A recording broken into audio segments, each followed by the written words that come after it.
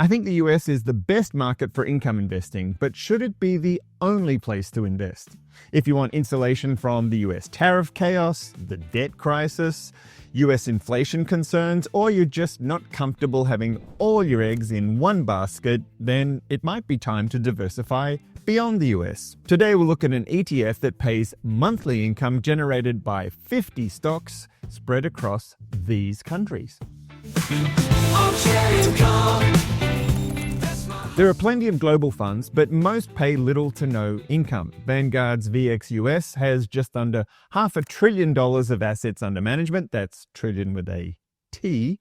As you probably guessed, this huge global fund has trailed the US market over the past 10 years by a long way. That's why we invest in the US market.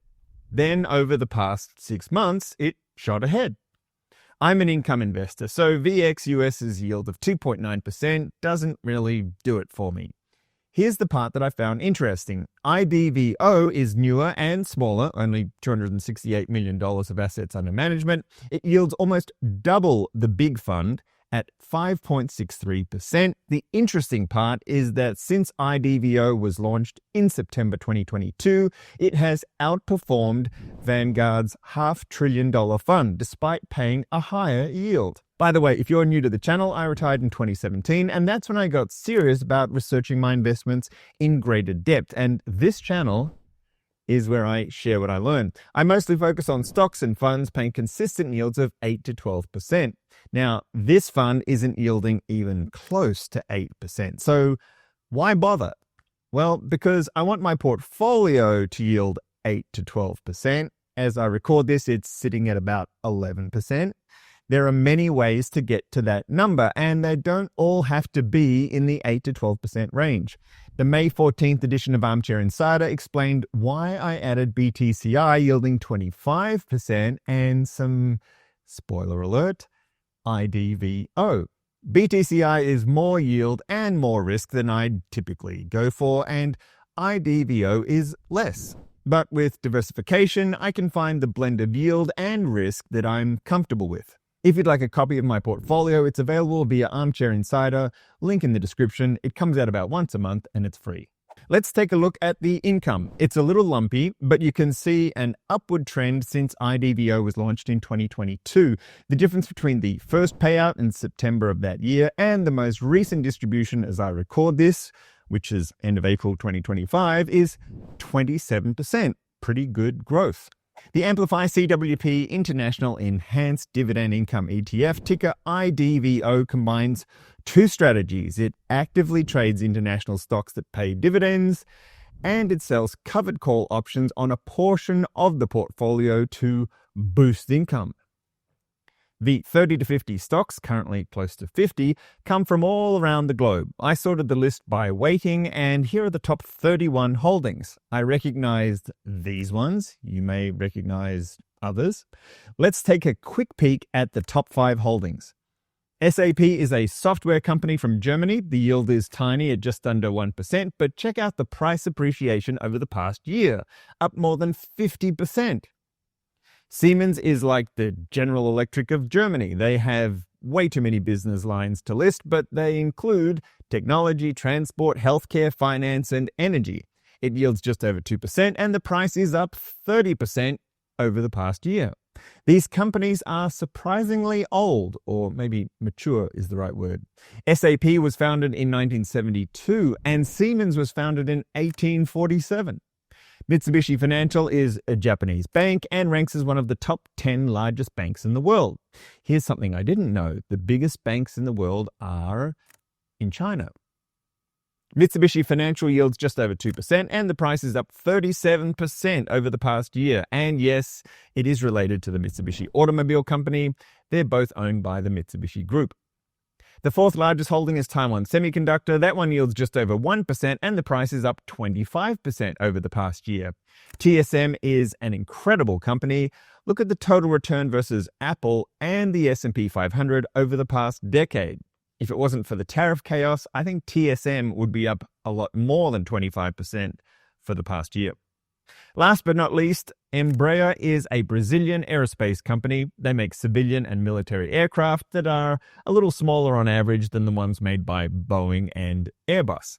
Embraer pays a tiny yield of less than 1%, and its distributions are sporadic. However, the price is up 58% for the past year.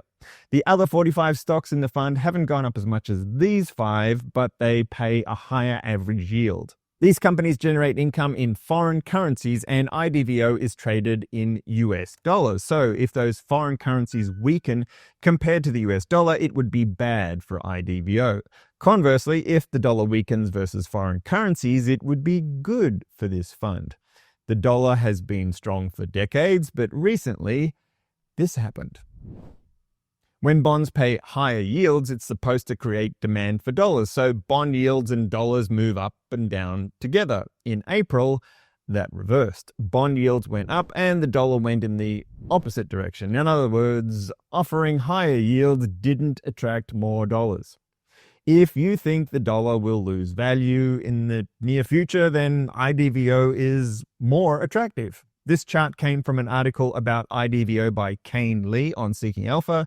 As I record this, there are 6 articles about IDVO on Seeking Alpha. If you want to find analysis on Apple or Microsoft, the internet is full of analysis and opinions. But if you want to learn about an income fund, there's only Seeking Alpha, and I've looked everywhere.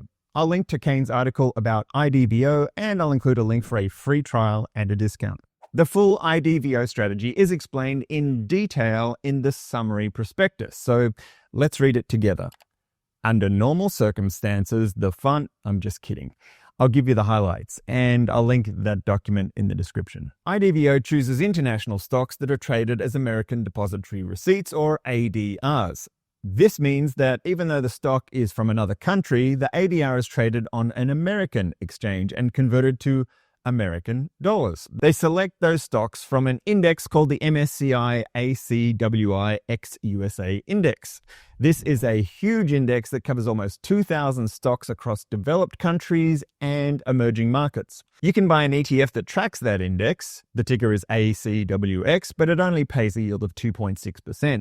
From that index, IDVO selects dividend-paying stocks and emphasizes factors like cash flow growth and, as we saw a moment ago, dividend growth. The dividends from the portfolio generate a target yield of 3 to 4%, and selling call options adds another 2 to 4%. Selling calls brings in revenue in exchange for giving up a portion of the upside of the underlying stocks. The fund managers have the latitude to sell calls on just a percentage of the portfolio, and judging by the healthy growth in the net asset value of the fund, selling those calls has not been a dampener on performance. The tax treatment isn't explained on the website, it just says ordinary income and capital gains. However, based on the 2024 numbers, it looks pretty good. Of the $1.83 paid in 2024, 46% was return of capital. That means no tax due until you sell, and even then it's only when your cost basis reaches 0 and is calculated at the capital gains rate. Return of capital can be a tax treatment, which is good, or just giving investors their money back, which is obviously bad. This is an ETF, so the price equates to the net asset value of the fund, and clearly the assets have been increasing, not shrinking. So I'll assume this is the good version of return of capital. Regarding fees, there's no leverage, and the expense ratio is 0.66%. This is an actively managed fund. You can access the MSCI index it's based on with the ACWX fund I mentioned earlier and only pay 0.32%. Which one do you think delivered a higher total return? Comparing them since IDVO's inception, and we can see that it was worth paying the extra 0.34% operating expense for the actively managed IDVO because it more than covered that with its performance. I normally cover pros and cons here, but in this case, we've already seen them. The pros of diversification, distribution growth, tax efficiency, and as we'll explore further in a moment, performance. The negatives are just its short history, and that's about it.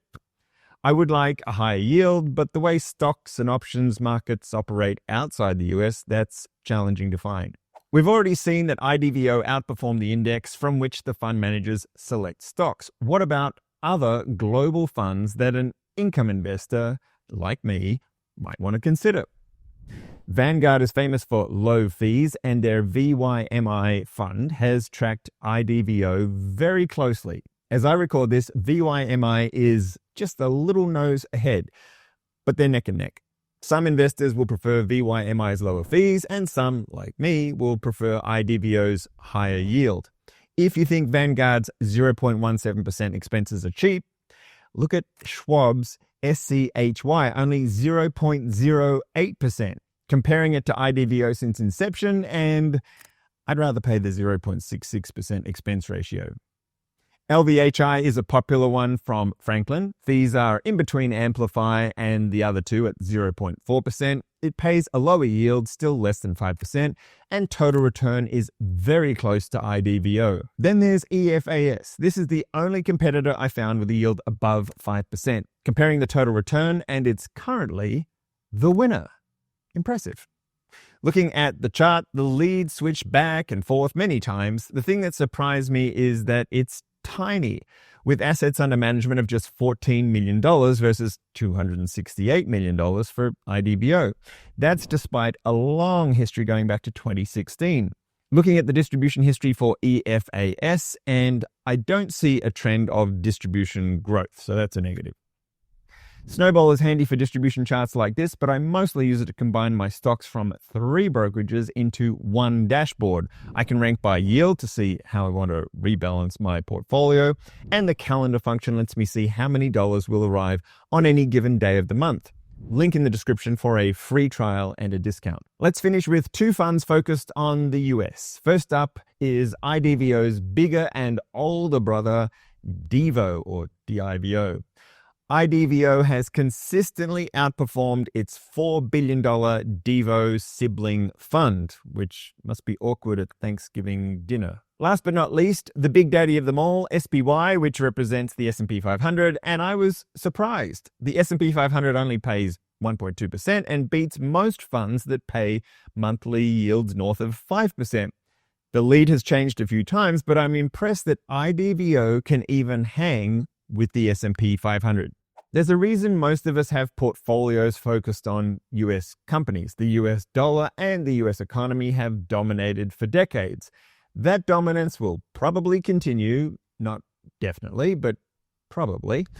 I still don't want all my eggs in one basket. Credit to Dave at the Wealth Adventures channel. He reviewed IDVO back in 2023 and started buying it before I did.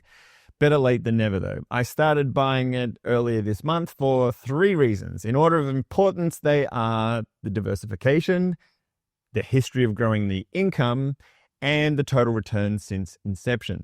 Before I go, I mostly make videos about investments I like, but I like some more than others. If you want to find videos of my favorites, click here for videos focused on my top 10 holdings. That wraps it up for this look at IDVO.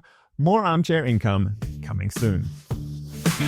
Armchair Income.